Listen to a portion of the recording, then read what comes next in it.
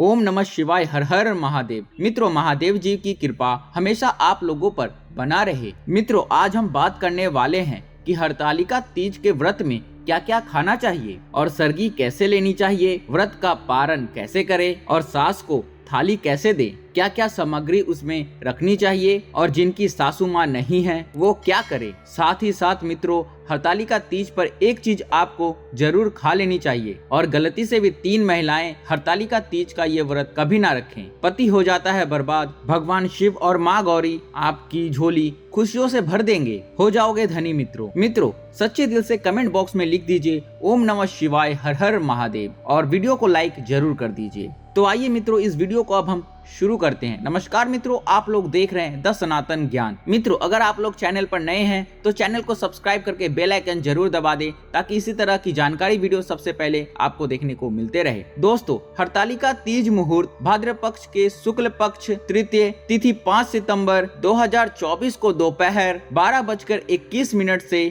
शुरू हो रही है। तिथि का समापन 6 सितंबर दोपहर 3:01 पर होगा। उदया तिथि के अनुसार शुक्रवार 6 सितंबर के दिन हरतालिका तीज का व्रत किया जाएगा। इस दौरान पूजा का मुहूर्त प्रातः काल 6:02 से सुबह 8:33 तक रहेगा। मित्रों, हरतालिका तीज पर पहले सरगी ली जाती है। आइए जानते हैं मित्रों, सरगी कैसे ली। हरतालिका तीज व्रत शुरू होने से पहले, सूर्य उदय से पहले या मध्य रात्रि में महिलाएं सरगी करती हैं। सरगी में नमक युक्त भोजन नहीं करते। साथ ही मित्रों, सरगी में बहुत ही भारी भोजन ना करें जिससे आपको उपज की समस्या हो जाए। सरगी में फल, जूस, नारियल पानी, ड्राई फ्रूट्स और मुरब्बा खा सकती हैं। इससे आपको एनर्जी मिलेगी और डिहाइड्रेशन नहीं होगा और साथ ही आपको व्रत के दिन भूख भी नहीं लगेगी। यदि आप इस व्रत को निर्जल नहीं रख सकती हैं तो आप व्रत रखने से पहले संकल्प लें। पारण में शामिल करें ये चीजें। हरतालिका तीज के अगले दिन पारण किया जाता है। मान्यता है मित्रों, चतुर्थ तिथि के लगने के बाद ही पारण करना चाहिए। व्रत का पारण कभी भी नमक युक्त भोजन से नहीं करना चाहिए। आप पानी, शरबत, फल या मीठे से व्रत खोलें। पारण में धीरे धीरे पानी पिएं, फिर किस मीठी चीज का सेवन करने और प्रसाद ग्रहण करने के बाद ही नमक से बना भोजन मुंह में डालें। मित्रों, शास्त्रों के अनुसार माना जाता है कि भगवान शिव और माता पार्वती को बेल फल अर्पित करने के बाद प्रसाद स्वरूप में पूरे परिवार को खाना चाहिए। इससे आपके घर में हमेशा कभी भी पैसों की कमी नहीं होगी, घर में लक्ष्मी का आगमन होगा। इस दिन बेल खाना बहुत ही शुभ और मंगलकारी माना जाता है। इस दिन बेल का फल आप प्रसाद स्वरूप में पूरे परिवार को बांटे और खिलाएं, क्योंकि मित्रों बेल में समस्त देवी देवताओं का वास होता है। मित्रों, व्रत संपूर्ण होने के बाद सास को थाली दी जाती है। आइए जानते हैं मित्रों, थाली में कौन सी सामग्री रखनी चाहिए जो कि शुभ मानी जाती है। इसके दिए बगैर आपका व्रत अधूरा ही रहेगा। थाली में आप कोई सुंदर साड़ी में सफेद मत देना तथा बिंदिया, बिछिया, चूड़ियाँ, मेहंदी, महावर तथा नेल पॉलिश, कुमकुम, कंघी, मिठाई और दक्षिणा अवश्य डालें। और अगर आपकी सासू माँ नहीं है तो आप इसे अपने ननद को दे सकते हैं या बाहर आप किसी भी बुजुर्ग महिला को दे सकते हैं जिसे आप अपना मानते हैं और उनका आशीर्वाद आप अवश्य ले लें, तभी ही व्रत संपूर्ण और सफल माना जाता है। मित्रों, हरतालिका तीज के व्रत में तीज माता को ये 3 चीजें कभी भी अर्पित नहीं करना चाहिए। ये 3 चीजें माता को चढ़ाने से व्रत टूट जाता है, पति पर घोर विपदाएं आ जाती है और उल्टा आप पाप के भागीदार हो जाते हैं। ऐसा घोर पाप आप कभी मत करना। आइए जानते हैं मित्रों, सबसे पहली चीज है माता को अर्पित की जाने वाली सामग्री, जैसे कि टूटे हुए चावल कभी अर्पित नहीं करने चाहिए। टूटी हुई चौकी, खंडित चौकी नहीं होनी चाहिए। चौकी पर हमेशा लाल कपड़ा बिछाना चाहिए। मंदिर में भूलकर भी माचिस नहीं रखनी चाहिए, बहुत ही अशुभ माना जाता है। इस दिन फलों में नाशपाती कभी भी अर्पित नहीं करना चाहिए। हरतालिका तीज पर कभी भी सफेद कपड़ा दान नहीं करना चाहिए और ना ही पहनना चाहिए। इस दिन जितना ज्यादा हो सके हरे, पीले, गुलाबी, लाल रंग पहनना बहुत ही शुभ माना जाता है। मित्रों, हरतालिका तीज पर माता को श्रृंगार अर्पित किया जाता है। श्रृंगार हमेशा नया होना चाहिए। चाहिए। टूटा हुआ श्रृंगार कभी अर्पित नहीं करना चाहिए। माता की पूजा में कलश पर हमेशा नारियल को लेटा कर रखना चाहिए। खराब नारियल अर्पित नहीं करना चाहिए तथा पूजा में टूटे हुए चावल अर्पित नहीं करना चाहिए। मित्रों, हरतालिका तीज पर कभी भी किसी की चुगली आदि नहीं करना चाहिए। इस दिन पति पत्नी को दूरी बनाकर रहना चाहिए। सात्विक भोजन करना चाहिए। इस दिन बड़ों का सम्मान पूर्वक ध्यान करें। इस दिन मुख से गंदे विचार ना बोलें, क्योंकि यह व्रत पति से संबंधित है, इसीलिए पति का सम्मान करें। पति को भूल कर भी गाली ना दें। इस दिन लहसुन प्याज का खाना घर के अंदर कभी नहीं बनाना चाहिए। मांस मदिरा आपके आसपास भी ना हो। शास्त्रों के अनुसार अगर आप हरतालिका तीज का व्रत ना रख सकें तो कम से कम अपने हाथों में हरी भरी चूड़ियां अवश्य पहन ले। मेकअप, श्रृंगार आदि अवश्य करें। इससे आपके पति पर कष्ट नहीं आएंगे। मित्रों, मासिक धर्म में हरतालिका तीज का व्रत अवश्य रखना चाहिए, परंतु देवी देवताओं की प्रतिमा को स्पर्श ना करें। व्रत का पालन आप वैसे ही करें जैसे आप बाकी दिनों में करते चले आ रहे हैं। इससे आपको उतने ही फल की प्राप्ति होगी जितने की आप हकदार हैं। मित्रों, हरतालिका तीज पर शाम के समय इन 3 चीजों को कभी किसी को नहीं देना चाहिए, नहीं तो आपके घर की लक्ष्मी हमेशा के लिए दूसरे के घर में चली जाएगी। पहली चीज है नमक। शाम होते ही घर का नमक किसी को नहीं देना चाहिए और ना ही लेना चाहिए। दूसरी चीज है तेल। शाम ढलते ही घर का तेल किसी को नहीं देना चाहिए। तीसरी चीज है दूध। हरतालिका तीज पर शाम के समय घर पर रखे दूध को कभी किसी को नहीं देना चाहिए, नहीं तो आपके घर में से सुख समृद्धि सब चली जाएगी। मित्रों, हरतालिका तीज का व्रत 3 शादीशुदा महिलाओं को गलती से भी नहीं रखना चाहिए। बहुत बड़ा अपशगुन माना जाता है। ऐसी महिलाओं का व्रत कभी सफल नहीं होता, महापाप माना जाता है। माता पार्वती हो जाती है क्रोधित। मित्रों, आप ऐसी गलती कभी ना करें, वरना लग सकता है श्राप। नंबर 1, चरित्रहीन महिला। मन में गंदे विचार। एक चरित्रहीन महिला के आराधना से हमेशा दूर रहते हैं भगवान। ऐसी महिला की पूजा कभी स्वीकार नहीं होती। अगर हम शास्त्रों की माने तो अगर आपके मन में गंदे विचार आते हैं और आप दूसरों के प्रति गलत भावना अपने मन में रखते हैं तो आप भगवान की पूजा कभी नहीं कर सकते। ऐसी शादीशुदा महिलाओं से हमेशा क्रोधित रहती है माता पार्वती। माँ इनकी पूजा कभी स्वीकार नहीं करती। अगर आपका मन आपके पति के लिए सच्चा है तभी पूजा व्रत आदि स्वीकार होती है। आप हरतालिका तीज व्रत रख सकती हैं। माता पार्वती साक्षात ऐसी महिलाओं को आशीर्वाद देती है। मित्रों, नंबर 2, अधूरी शादी। खास तौर से सुहागिन स्त्रियों के लिए हरतालिका तीज बहुत ही महत्वपूर्ण माना जाता है। लेकिन क्या आप जानते हैं मित्रों, शास्त्रों के अनुसार जब तक आप हिंदू रीति रिवाजों के साथ शादी नहीं करते, यानी आप 7 फेरे नहीं ले लेते, तब तक आप इस व्रत को रखने में सक्षम नहीं हैं। शास्त्रों में इस बात की कतई मनाही है। अगर आपने कोर्ट मैरिज भी की है तो भी आप इस व्रत को रखने में सक्षम नहीं हैं। पहले आप अग्नि के 7 फेरे लें, तभी ही आप हरतालिका तीज का व्रत रख सकते हैं। और अगर आप शास्त्रों के विरुद्ध ऐसा करते हैं तो आप पाप के भागीदार बन सकते हैं। माता पार्वती आपसे नाराज हो सकती है। मित्रों, नंबर 3, कुंवारी कन्याएं हरतालिका तीज का व्रत रख सकती हैं। अगर पाना है अच्छा वर तो हरतालिका तीज का व्रत अवश्य रखें। मित्रों, नंबर 4, तलाकशुदा महिला। मित्रों, शास्त्रों के अनुसार किसी भी धार्मिक कार्य में पत्नी का होना आवश्यक माना जाता है। इन दोनों के बगैर भक्ति पूजा पाठ अधूरी मानी जाती है। अगर आपका तलाक हो गया है या पति से झगड़ा हो गया है और आप नाराज होकर चली गई हैं, तो हरतालिका तीज का व्रत आप कभी ना रखें, क्योंकि मित्रों यह त्योहार प्रेम का है। इसीलिए आप दोनों को एक होना पड़ेगा, तभी ही आप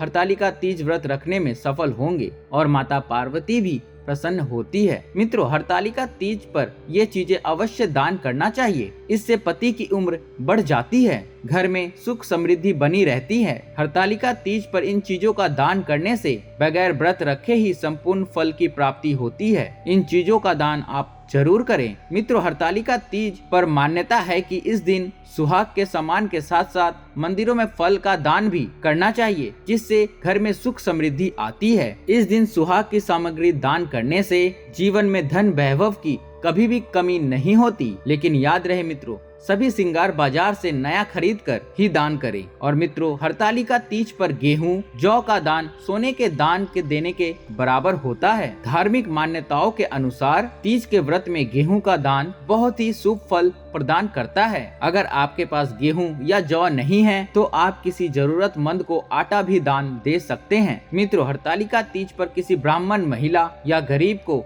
वस्त्र दान जरूर करें। मान्यता है कि महादेव और देवी पार्वती बहुत ही प्रसन्न होती है और अखंड सौभाग्यवती का आशीर्वाद मिलता है। मित्रों, शास्त्रों के अनुसार हरतालिका तीज पर चावल का दान बहुत ही शुभ माना गया है। कहा जाता है कि मित्रों, हरतालिका तीज पर चावल का दान करने से शुक्र ग्रह से संबंधित सभी ग्रह समाप्त हो जाते हैं, परिवार में सुख शांति आती है, भगवान शिव और माता गौरी दोनों हाथों से भक्त की झोली भरेंगे। माना जाता है कि मित्रों, हरतालिका तीज पर गुड़ का दान करने से उत्तम फल प्रदान होता है। इस दिन गुड़ का दान करने से महिलाओं को स्वास्थ्य लाभ मिलता है, पति सदैव कामयाब रहता है, घर में दौलत का आगमन होता है, धन लक्ष्मी सुख समृद्धि सब कुछ हासिल हो जाता है। गुड़ का दान करने से रिश्तों में मिठास आती है, जीवन सुगम हो जाता है। मित्रों, अगर आप अखंड सौभाग्यवती का वरदान पाना चाहते हैं तो माता पार्वती के लिए कमेंट बॉक्स में लिखे जय माता पार्वती। माता पार्वती के लिए तो मित्रों एक लाइक तो बनता है। हिंदू धर्म में हरतालिका तीज का व्रत सबसे कठिन और सबसे फलदायी व्रतों में से एक माना जाता है, जिसे सुहागिन महिलाएं अपने पति के उम्र के लिए और अविवाहित कन्याएं अच्छे वर की प्राप्ति के लिए रखती है, जो कि हर साल भाद्रपद माह के शुक्ल पक्ष की तृतीय तिथि को रखा जाता है। कहते हैं कि इस दिन माता पार्वती ने भगवान भोलेनाथ को पति के रूप में प्राप्त करने के लिए बहुत ही कठिन निर्जला व्रत करा था। इस दिन न केवल निर्जला व्रत किया जाता है, बल्कि रात भर जागरण करके भगवान भोलेनाथ सहित माता पार्वती और भगवान गणेश की पूजा भी की जाती है। तो मित्रों, चलिए हम आपको बताते हैं कि इस बार हरतालिका तीज का व्रत कब रहेगा, पूजा विधि क्या है, कौन से मंत्रों का जाप करना चाहिए और व्रत का पारणा करने के अलावा आप पूजा किस शुभ मुहूर्त में कर सकते हैं। तृतीय तिथि प्रारंभ होगी 5 सितंबर गुरुवार को दोपहर 12:22 से और समाप्त होगी 6 सितंबर शुक्रवार को दोपहर 3:01 तक। इसलिए इस बार उदय तिथि के अनुसार 6 सितंबर शुक्रवार के दिन ही हरतालिका तीज का व्रत रहेगा। व्रती कन्याओं को या महिलाओं को एक दिन पहले सात्विक भोजन ग्रहण करना चाहिए। शुक्रवार के दिन आप सिर धोकर स्नान कर सकते हैं। शुक्रवार के दिन सूर्य उदय होगा सुबह 6:14 पर, सूर्यास्त होगा शाम 6:35 पर। ब्रह्म मुहूर्त सुबह 4:38 से 5:26 तक रहेगा। ब्रह्म मुहूर्त का समय सुबह पूजा करने के लिए बहुत ही उत्तम माना जाता है। मित्रों, शुक्ल योग रात 10:14 तक रहेगा और बाद में ब्रह्म योग प्रारंभ हो जाएगा। अभिजीत मुहूर्त दोपहर 12 बजे से 12:49 तक रहेगा। आप अभिजीत मुहूर्त में दोपहर की पूजा कर सकते हैं। भगवान शिव, माता पार्वती और भगवान गणेश जी की मूर्तियां बना सकती हैं। राहु काल सुबह 10:30 बजे से दोपहर 12 बजे तक रहेगा। हरतालिका तीज में सुबह और शाम विधि विधान से पूजा की जाती है। सुबह व्रत का संकल्प लेकर व्रत प्रारंभ करना चाहिए। सुबह की पूजा आप ब्रह्म मुहूर्त के अलावा सुबह 6:01 से 8:32 के बीच में कर सकती हैं। इसके बाद जो शाम की पूजा का समय है और सबसे उत्तम मुहूर्त जो होता है प्रदोष काल का मुहूर्त, वो है शाम 5:50 से 7:20 तक। शाम की पूजा आप इस शुभ मुहूर्त में अवश्य करें। इसी शुभ मुहूर्त में अविवाहित कन्याएं भगवान शिव और माता पार्वती का गठबंधन भी कर सकती है। ऐसा करने से विवाह में आ रही बाधाएं दूर हो जाती है और मनोवांछित फल की प्राप्ति भी होती है। हरतालिका तीज का पारणा अगले दिन किया जाता है। 7 सितंबर शनिवार को सुबह सूर्य उदय होने के बाद यानी सुबह 6:14 से 7:15 के बीच आपको व्रत खोलना चाहिए। व्रत खोलते समय पानी, दूध या फलों का जूस ग्रहण कर सकते हैं। इसके थोड़ी देर के बाद ही आपको सात्विक भोजन ग्रहण करना चाहिए, क्योंकि इस वक्त मिट्टी से भगवान गणेश, भगवान शिव और माता पार्वती की मूर्ति बनाई जाती है, शिवलिंग बनाए जाते हैं और उन्हीं के पूजा का महत्व भी होता है। पूजा करने के बाद अगले दिन व्रत का पारणा करने से पहले विसर्जन किया जाता है। तो आप हरतालिका तीज के दिन किसी नदी तालाब के पास की शुद्ध मिट्टी से शिवलिंग बना सकते हैं। साथ ही माता गौरी की प्रतिमा भी स्थापित करें। यदि आपके लिए माता पार्वती और भगवान शिव की मूर्ति बनाना संभव ना हो तो आप केवल मिट्टी से शिवलिंग बनाकर भी पूजा कर सकती हैं, या और इसके बदले आपके पास जो भी मूर्ति या फिर तस्वीर है आप उनका पूजन भी कर सकती हैं। पूजा करने के लिए आपको चंदन, जनेऊ, फुलेरा, पुष्प, नारियल, अक्षत, पान के पत्ते, इलायची, सुपारी, 5 तरह के फल, दक्षिणा, मिठाई,